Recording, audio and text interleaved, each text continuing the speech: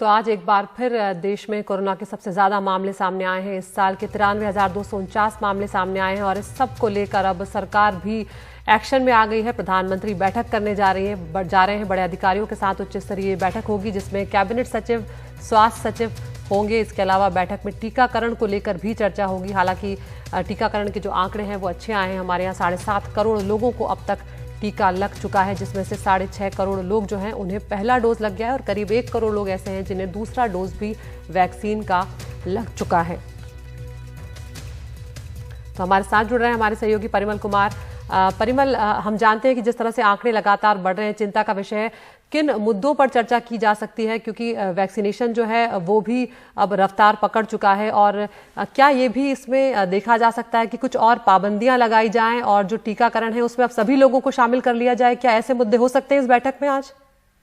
देखिए अदिति, इसकी जमीन उसी दिन तैयार हो गई थी और उस दिन जानकारी भी थी, लेकिन क्योंकि वो उसकी पुष्टि किसी ने नहीं की थी, जिस दिन कैबिनेट सेक्रेटरी ने बैठक ली थी उसी दिन ये चर्चा था कि प्रधानमंत्री रविवार को बैठक कर सकते हैं, लेकिन बहुत आधी अधूरी जानकारी थी, इसी वजह से उस दिन उस खबर को लेके चर्चा नहीं हो पाई। लेकिन इस बात को लेकर उसी दिन ये चीजें तैयार हो गई थी और कैबिनेट सेक्रेटरी ने जब राज्यों के चीफ सेक्रेटरी के साथ बैठक की थी तो उसमें तमाम मुद्दों पर चर्चा हुई थी और बहुत डिटेल में प्रेस रिलीज भी आई थी। आज जो बैठक हो रही है उसमें 3-4 मुद्दे बहुत अहम रहने वाले हैं। पहली चीज तो ये कि इसमें कौन कौन लोग शामिल होंगे। कैबिनेट सेक्रेटरी हैं जिन्होंने चीफ सेक्रेटरी से उस दिन बात की है, वीके पॉल हैं जो नीति आयोग के मेंबर हैं, हेल्थ सेक्रेटरी हैं जो लगातार प्रेस ब्रीफिंग करते हुए आपको नजर भी आते हैं और तमाम चीजों पे नजर भी रख रहे हैं। एनसीडीसी भी इसमें शामिल है, national centre for disease control, जिसकी जिम्मेदारी ये होती है कि राज्यों को बताए कि कैसे आपको चीजों को ग्राउंड पे इंप्लीमेंट करना है ताकि कोविड के केसेस को रोका जा सके।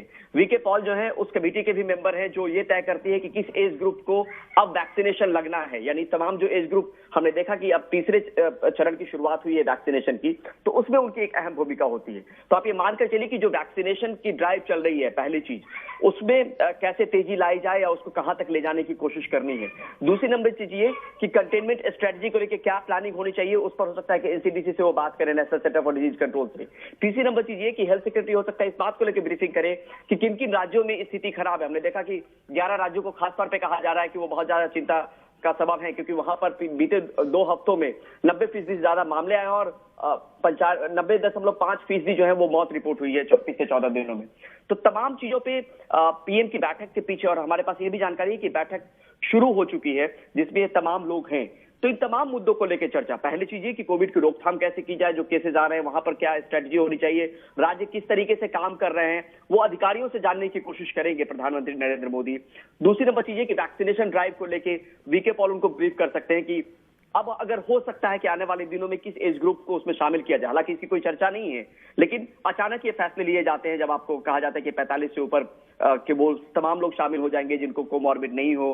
पहले हमने देखा कि सिलसिलेवार तरीके से, चरणबद्ध तरीके से हुआ है। अब यहाँ पे समझने वाली बात है कि वैक्सीनेशन वो जरिया है जिसके जरिए आप कोरोना को एक तरीके से टाल सकते हैं, उसके दुष्प्रभावों को टाल सकते हैं, जो लाइफ थ्रेटनिंग कोरोना है उसको टाला जा सकता है। तो इन तमाम विषयों पे आप मान के चलिए कि जमीन पे किस तरीके से काम हो रहा है और कैसे हमें चीजों को आगे ले जाना है, इस मसले में वो तमाम इन लोगों से बात करने की कोशिश करेंगे प्रधानमंत्री नरेंद्र मोदी, और समझने की कोशिश करेंगे आखिर कमी और कोताही कहां पे हो रही है। जी, बहुत शुक्रिया परिमल इस तमाम जानकारी के लिए। तो आज प्रधानमंत्री एक अहम बैठक ले रहे हैं, उसमें समीक्षा की जाएगी कि क्या और कदम जो हैं वो उठाए जा सकते हैं, और साथ ही ये भी ध्यान रखना होगा कि आर्थिक गतिविधियां भी जारी रहें, क्योंकि सबसे ज्यादा जो गरीब तबका है वो उससे प्रभावित हो जाता है अगर ज्यादा पाबंदियां बढ़ाई जाती हैं तो।